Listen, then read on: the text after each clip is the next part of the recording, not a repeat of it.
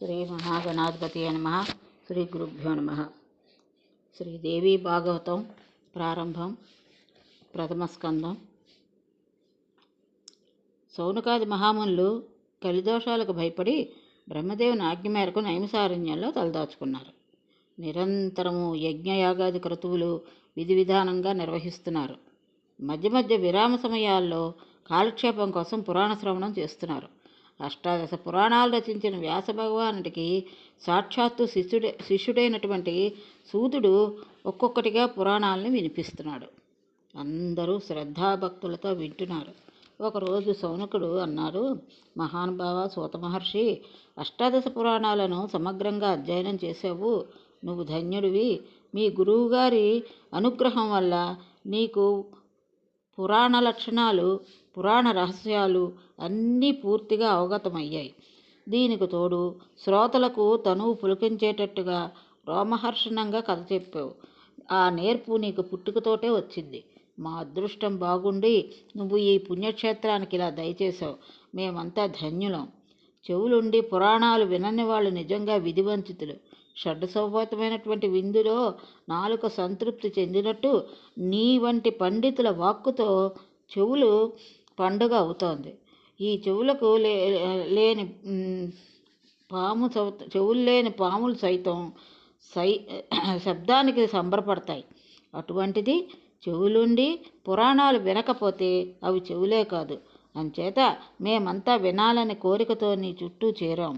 ఎవరైనా ఎలాగో అలా కాలం గడపాలి కదా. వ్యసనాలతో మూర్ఖులు కాలక్షేపం చేస్తే శాస్త్ర చింతనలతో పండితులు కాలం గడుపుతారు. శాస్త్రాలు కూడా చాలా విచిత్రంగా ఉంటాయి. వాటిలో జల్ప వితండవాదాలు అనేకం. అవి కొందరికి గర్వాన్ని కలిగిస్తాయి. వేదాంత శాస్త్రం అయితే సాత్వికమే కానీ మీమాంస శాస్త్రం మాత్రం రాజసం. హేతువాదాలతో నిండిన న్యాయశాస్త్రం పూర్తిగా తామసం. అలాగా పురాణాలు కూడా త్రిగుణాత్మకాలను విన్నాను. వాటిలో సర్వలక్షణ సమన్వితమైనటువంటి దేవీ భాగవతం పంచమ వేదమని, పుణ్యప్రదమని, ముక్తి ప్రదాయకమని నీ మాటల వల్ల తెలిసింది. ఈ పురాణాన్ని దయచేసి సవిస్తారంగా చెప్పు. నీ నోట మాట వినాలని మాకందరికీ ఎంతో కుతూహలంగా ఉంది. ఇప్పటికి చాలా పురాణాలు చెప్పావు, విన్నాము. అయినా మాకెవ్వరికీ తృప్తి తీరలేదు. అమరులు అమృతాన్ని సేవించారు, తృప్తి పొందారా? ఇంతకీ ఏమిటట అమృతం గొప్ప? ఎంత సేవిస్తే మొత్తం ముక్తినిస్తుందా? అదే భాగవతామృతం అయితే వెంటనే సంకటాలు తొలగిపోయి ముక్తి లభిస్తుంది. సుధాపానం కోసమని మేమంతా ఎన్నెన్నో యజ్ఞాలు చేశాం. అయినా శాంతి లేదు. యజ్ఞఫలం స్వర్గప్రాప్తి. కొంతకాలానికి ఆ స్వర్గం నుంచి పతనం కావడం, తిరిగి సంసార చక్రంలో పడడం, ఇలా నిరంతరము పరిభ్రమించడమే కదా. త్రిగుణాత్మకమైన ఈ చక్రంలో పడి తిరుగుతున్న మానవులకు మోక్షం లేదు. జ్ఞానం ఒక్కటే ముక్తి మార్గం.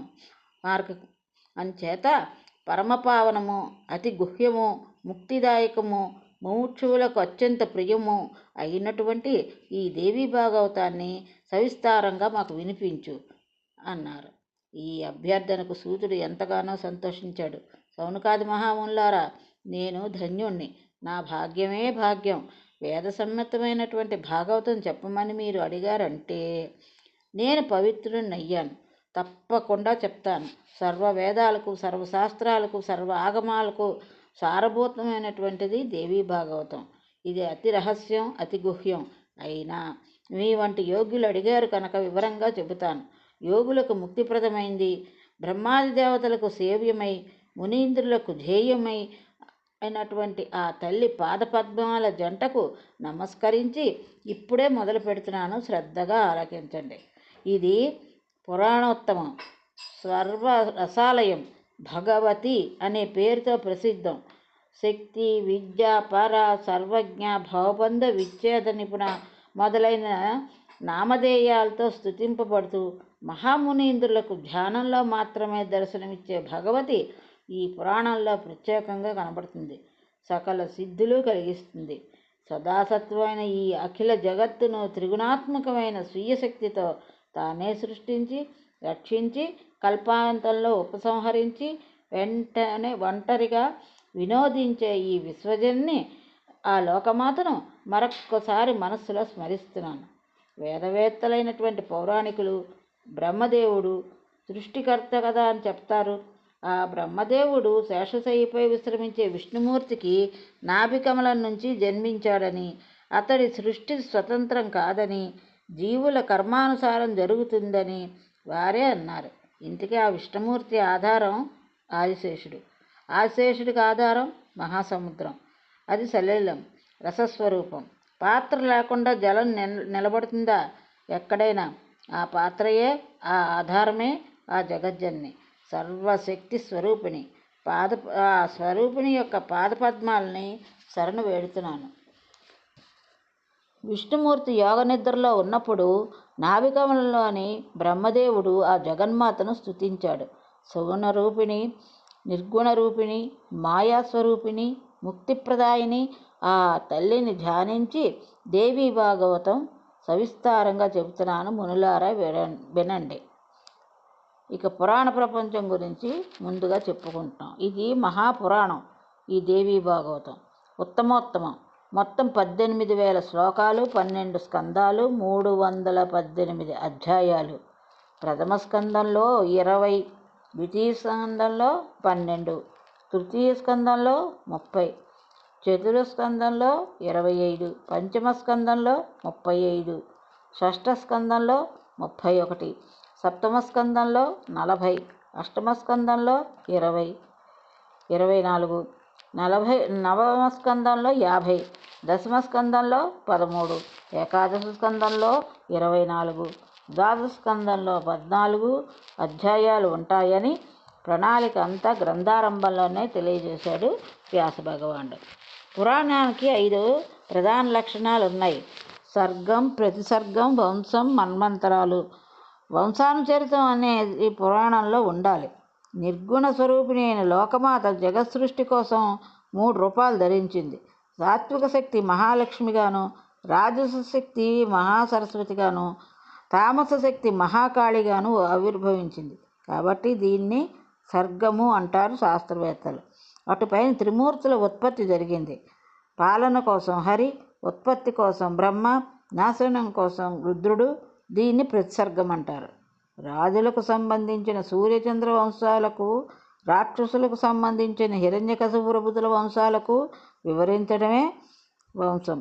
స్వయంభూవు మొదలుకొని ఆయా మనువులు వారి కాలాలు వర్ణించి చెప్పడమే మన్వంతరాలంటే.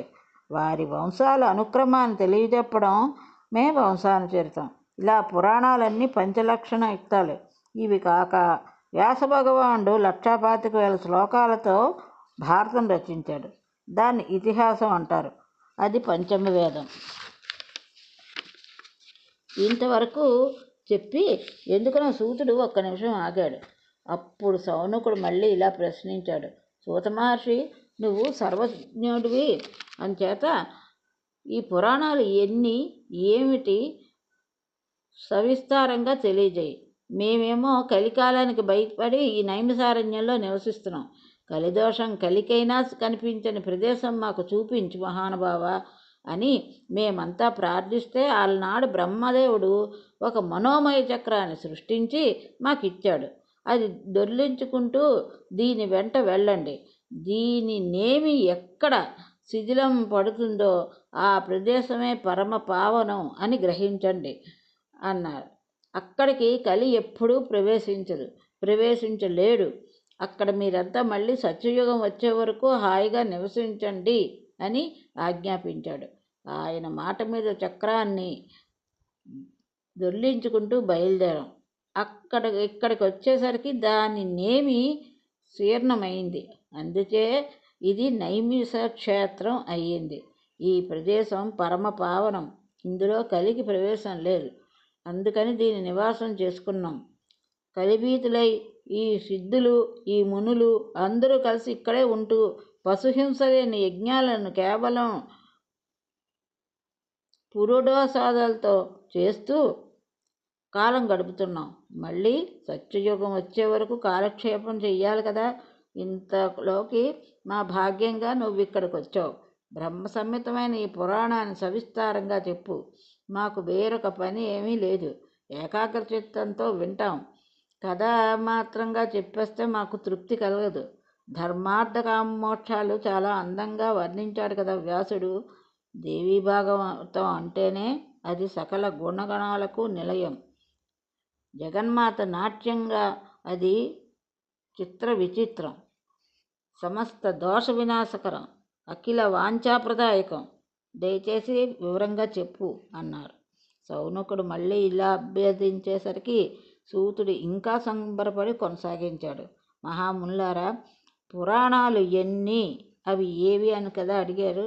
వ్యాసుడు రచించిన పురాణాలు 18. వాటి పేర్లలోని మొదటి అక్షరాలు గుర్తుపెట్టుకోవడానికి వీలుగా ఒక శ్లోకం ఉంది. అది మద్వయం బద్వయం చైవ బభ్రత్రయం వచష్టయం ఆ నా సా లిం గా కు స్కాని పురాణాన్ని పృథక్. వీటిలో మత్స్య పురాణం మొదటిది, 14,000 శ్లోకాలు. రెండోది మార్కండేయ, 9,000 శ్లోకాలు. ఇవి మద్వయం. భవిష్యత్ పురాణం 14,500 శ్లోకాలు. భాగవతం 18,000 శ్లోకాలు. ఇది బద్వయం. బ్రహ్మపురాణం 10,000 శ్లోకాలు. బ్రహ్మాండ పురాణం 12,100 శ్లోకాలు. బ్రహ్మ వివర్తన పురాణం ఏమో 18,000. ఇవి బ్రాతయం. వామన పురాణం 10,000 శ్లోకాల గ్రంథం. వాయుపురాణం 24,600 శ్లోకాలు. విష్ణు పురాణంలో 23,000 శ్లోకాలు ఉంటాయి.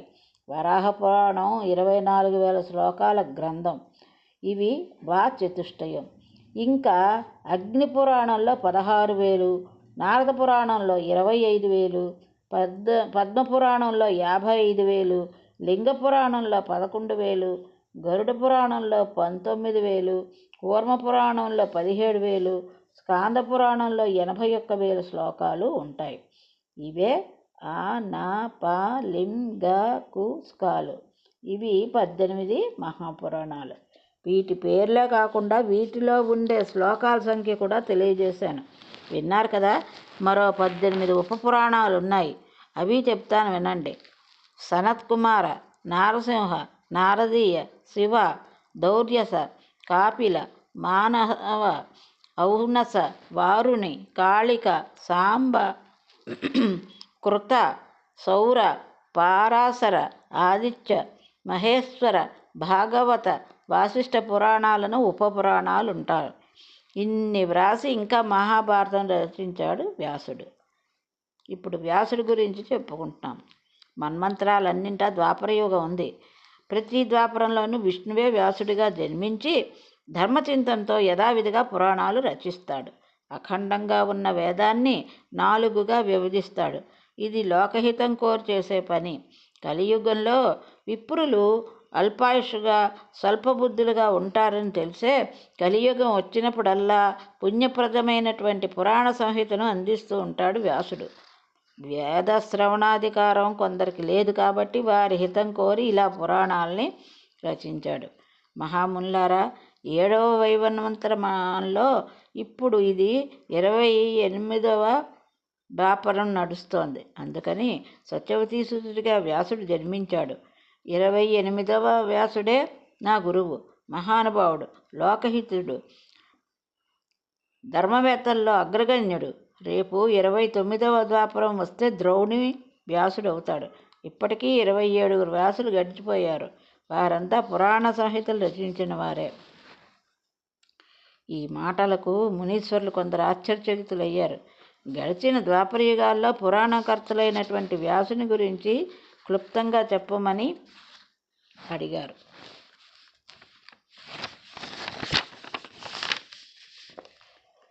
మునిసత్తములారా, మొదటి ద్వాపరంలో స్వయంభువుడే స్వయంగా వేద విభజన చేశాడు. 2వ ద్వాపరంలో ప్రజాపతి వ్యాసుడయ్యాడు.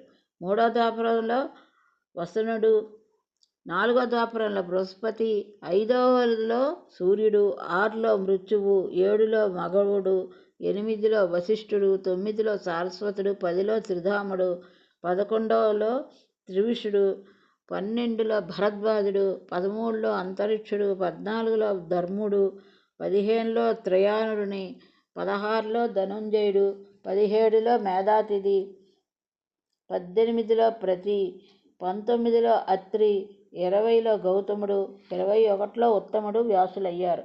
అటుపైన వరుసగా వేణుడు, సోముడు, తృణబిందువు, భార్గవుడు, శక్తి, జాతుకర్ణుడు వ్యాసులుగా కర్తవ్యం నిర్వహించారు. ఇప్పటికి 28వ ద్వాపరానికి కృష్ణద్వైపాయనుడు వ్యాసుడు. ఈయన చెప్పిన పురాణాలే నేను విన్నాను. ఈ కృష్ణద్వైపాయనుడికి శూకుడు అనే కుమారుడున్నాడు. అరణి సంభవుడు అంటే యాగాగ్ని మదించే కొయ్య పాత్ర అంటే అరణి. గొప్ప వైరాగ్య భావ సంపన్నుడు. వ్యాసుడు దేవీ భాగవతం రచించి కొడుకుతో చదివించాడు. అప్పుడే వ్యాసుడి ముఖత నేను దీన్ని విని యథాతథంగా గ్రహించాను. కరుణాసముద్రులు మా గురువు గారు శుకుడి సందేహాలకు సమాధానాలుగా ఈ దేవీ భాగవత రహస్యాన్ని విడమర్చి చెప్పారు. అయోనితుడైన ఆ బుద్ధిమంతుడితో పాటు నేను విని ఆయా విశేషాలు కొంత తెలుసుకోగలిగాను. మునిపొంగవులారా, ఈ దేవీ భాగవతం ఒక కల్పవృక్షం. దీని ఫలాలను ఆస్వాదించాలనే కోరికతో, సంసార సముద్రాన్ని తరించాలనే వాంఛతో ఈ నరాశయాలన్నీ ప్రేమగా, శ్రద్ధగా శుకుడంతటి వాడు ఆలకించాడు. అద్భుతమైన ఈ పురాణాన్ని వింటే భూలోకంలో ఎవరికైనా ఇంకా కలిభయం అంటూ ఏది ఉండదు. భాగవతి నామాంకితమైనటువంటి ఈ మనోహర పురాణాన్ని నిజంగా వినాలనే కోరికతో కాకపోయినా ఏదో రకంగా విన్నప్పటికీ చాలు, ఎంతటి పాపాత్ముడైన ఆచారదూరుడైన పుణ్యాత్ముడైపోతాడు. ఇహలోకంలో సకల భోగాలు పొంది పరలోకంలో యోగీశ్వరులకు మాత్రమే దక్కే సుస్థిర స్థానాన్ని గెలుచుకుంటాడు. ఇది నిరంతరము శ్రద్ధగా వినేవారి హృదయ కుహరంలో ఆ నిర్గుణ స్వరూపిణి స్వయంగా తానే నిత్యవాసం చేస్తుంది.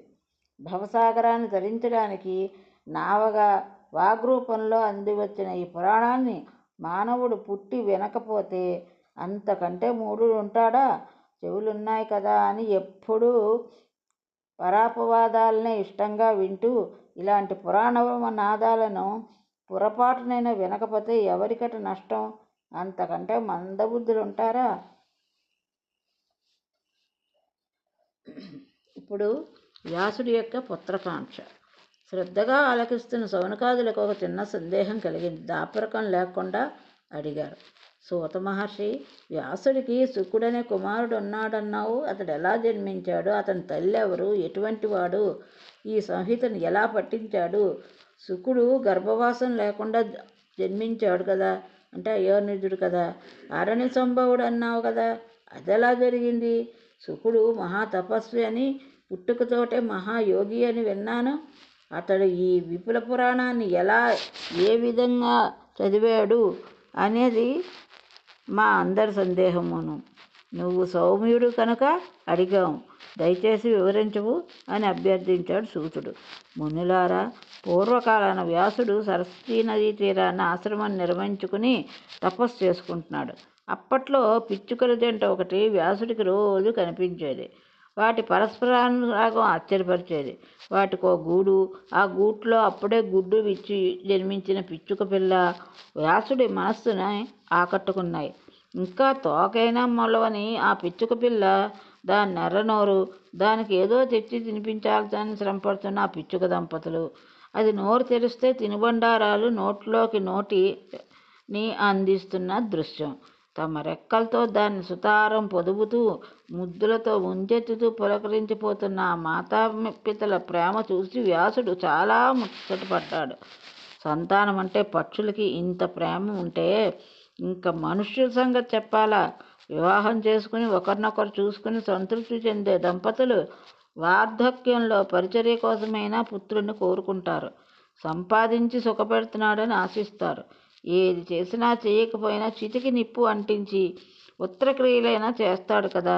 పోనీ గయలో శ్రాద్ధం పెడతాడు కదా. సంసారంలో ఎన్ని సుఖాలు ఉన్నా కన్న కొడుకుని తనివి తీరా కౌగిలించుకోవడం, లాలించడం అనేవి ఉత్తమోత్తమైనటువంటి సుఖాలు. అపుత్రస్య గతిర్నాస్తి అన్నారు. ఉత్తమ లోకాలకు సాధించి పెట్టేది పుత్రుడే. పుత్రవంతుడికే స్వర్గమని శాస్త్రాలు చెబుతున్నాయి. అది ప్రత్యక్ష విషయమే. కొడుకులు లేనివాడు మరణకాలంలో మరీ విచారిస్తాడు. ఇల్లు, వాకిలి, నగ, నట్ర ఇంత సంపాదించాను, ఇదంతా ఎవడు తన్నుకుపోతాడు కదా అని మరింత దిగులు పడతాడు, దుఃఖిస్తాడు, మనశ్శాంతిని కోల్పోతాడు. భగవన్నామ స్మరణం జపిస్తూ హాయిగా ప్రాణాలు వదలలేడు. అంచేత అతడికి దుర్గతులే తప్ప ఉత్తమ గతులు ఉండవు. ఇది ఈరోజు దేవీ భాగవతం. ఈరోజు సంపూర్ణం.